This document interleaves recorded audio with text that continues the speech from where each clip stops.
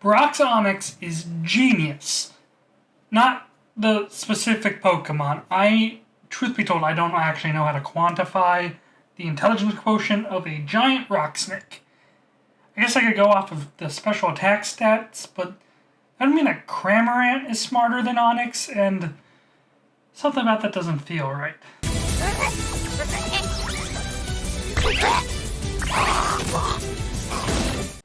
A lot of people online, many of whom are far smarter than I'll ever be, have posted tons and tons of videos dissecting various Pokemon games and finding out all the interesting little pieces of game design that you can discover in them.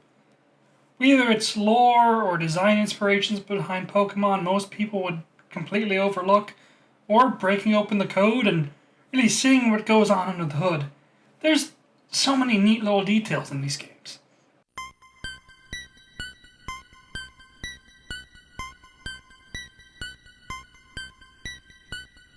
Sure, not everything is absolutely incredible behind the scenes, but somehow, by either masterful skill or sheer dumb luck, the Pokemon Company has put out some absolute bangers, primarily due to all the little details that add up to such an amazing experience.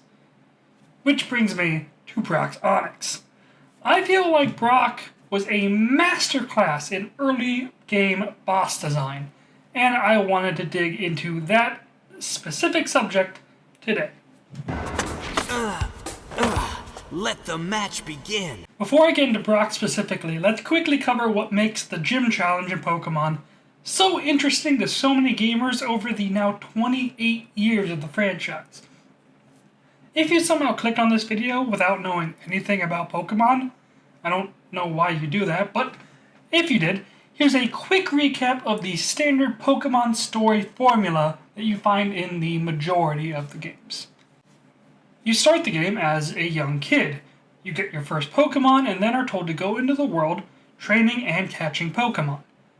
Early on, you're introduced to the Gym Challenge and are told that if you beat all 8 gym leaders, you'll get stronger and might even become the champion of the region someday.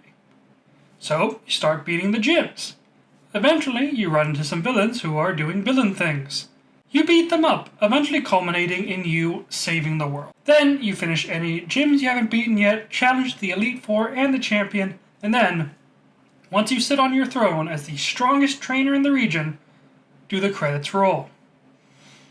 What's really interesting about this story formula is that it is a kind of parallel storytelling that can only really exist in a video game. In a more traditional narrative, the main character usually only has one primary goal. Take, for example, The Legend of Zelda: Link to the Past, which came out 5 years before the first Pokemon games.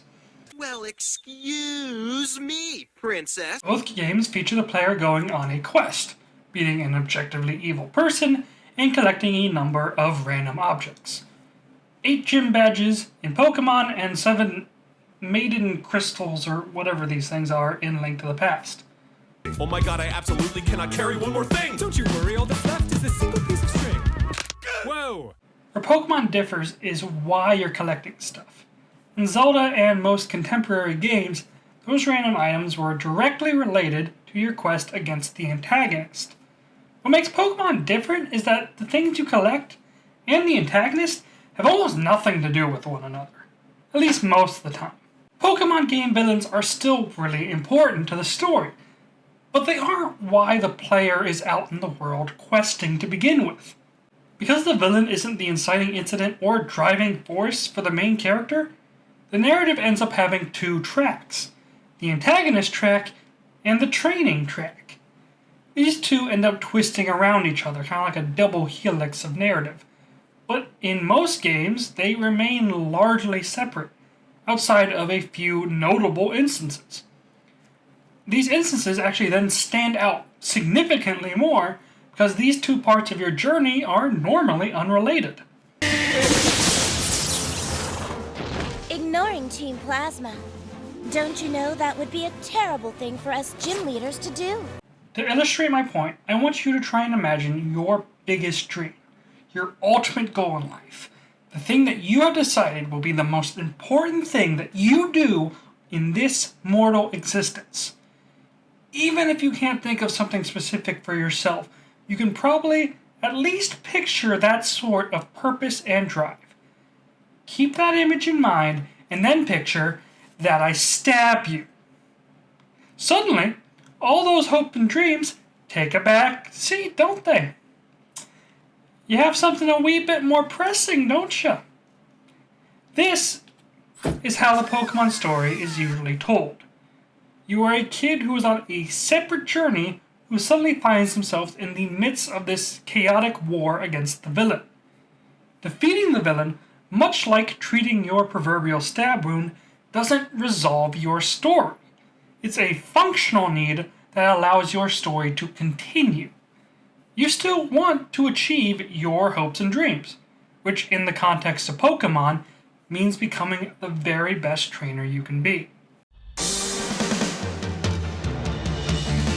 I wanna be the very best.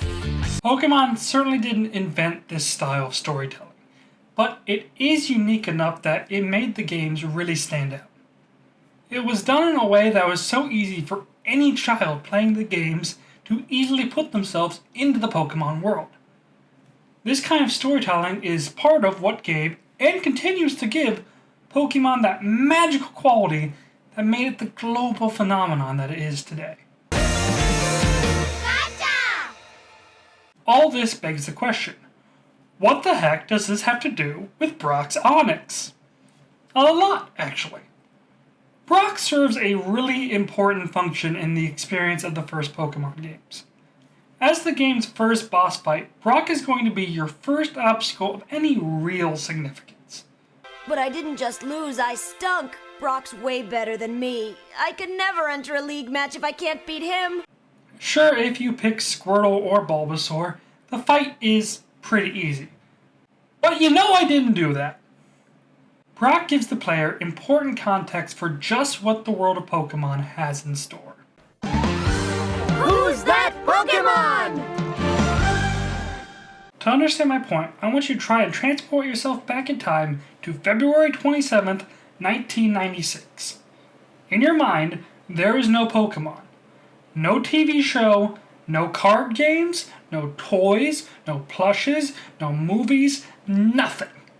You have no idea what a Pokemon even is. Luckily, you just got yourself a copy of this here new Pokemon game. So it's time to learn what a Pokemon really is. All we have to do is plug in the game, hit that power button, and get started.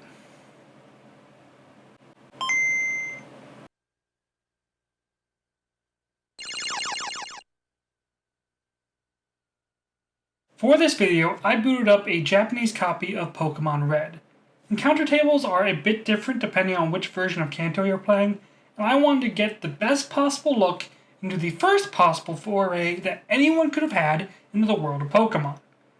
While I am not fluent in written Japanese, because for some reason this language has 3 interchangeable alphabets, I have played Pokemon Red enough times to at least get myself to Brock.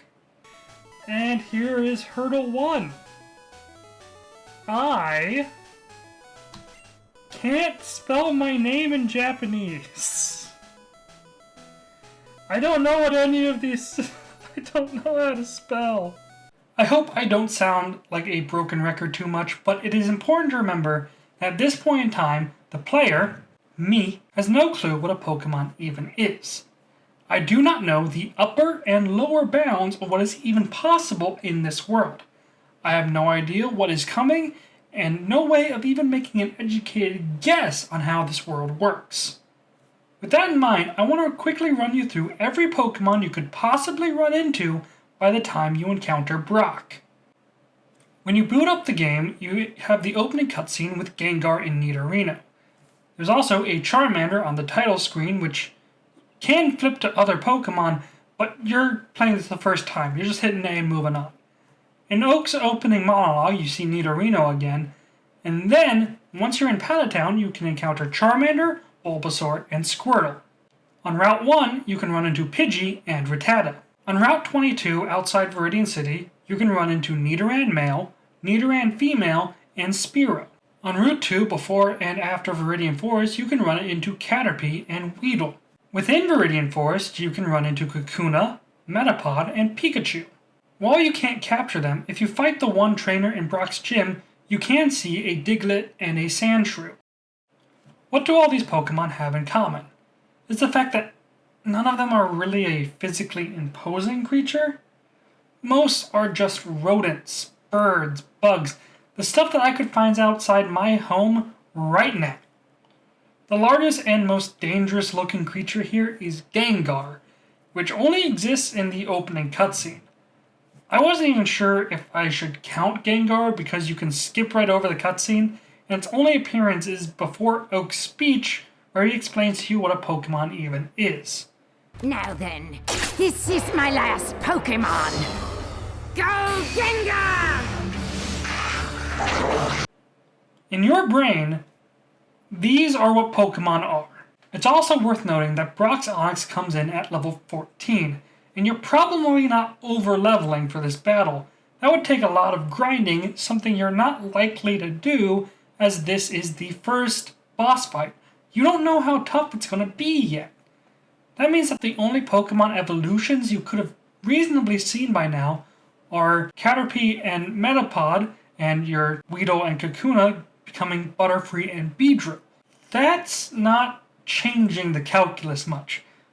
Those are cool Pokemon, don't get me wrong. All of these are cool Pokemon, but ultimately unimposing. Up we go!